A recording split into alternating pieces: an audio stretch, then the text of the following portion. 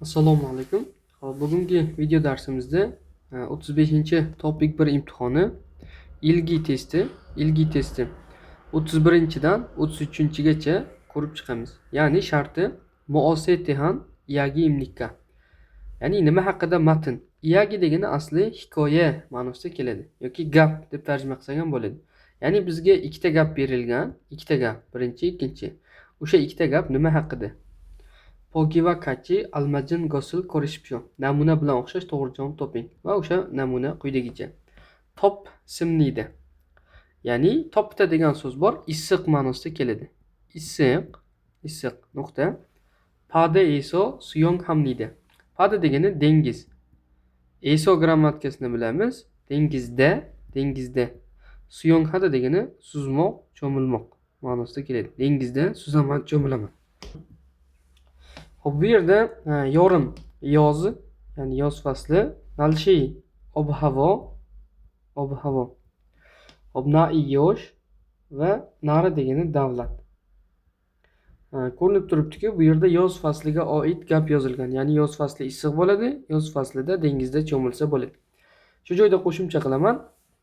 Ilgi testi 31dan 70 gacha bo'ladigan bo'lsa, 40 ta test ham rasmiy hurmat grammatikalar bilan tugaydi. Ya'ni ulli bo'lsa penida.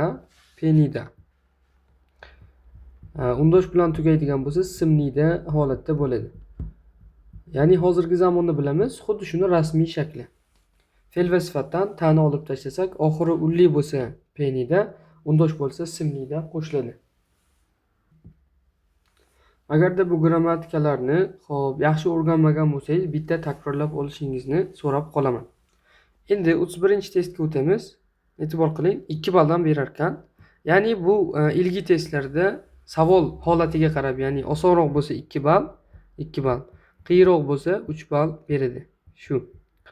31-testni ko'ryapmiz. Chonin Kim Min Soo imniydi. Men Kim Min Sooman. Bu odamning ismi. Tarjima qilinmaydi. Isaramin bu odam.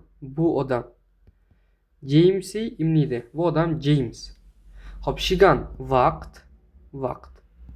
Changso joy. Irim ism.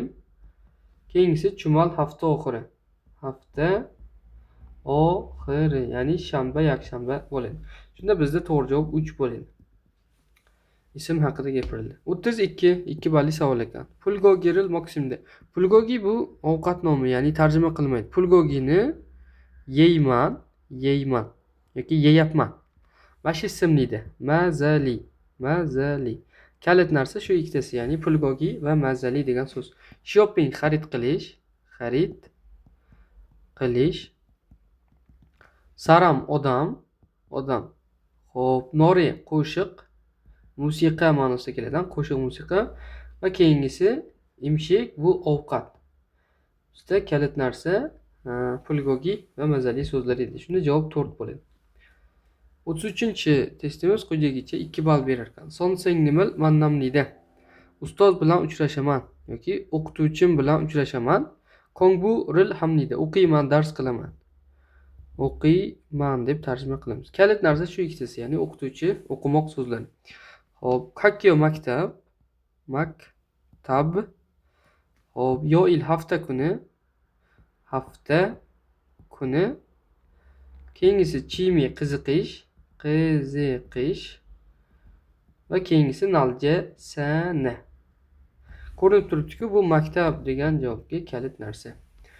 Shunday holatda tahlil bo'ladi. Keyingi testlar ham. Mana ilgini ham boshlab oldik. Yaxshi tushuningiz degan umiddaman. Bu 35-topik 1 imtihoni ilgi 31dan 33gacha tahlil edi.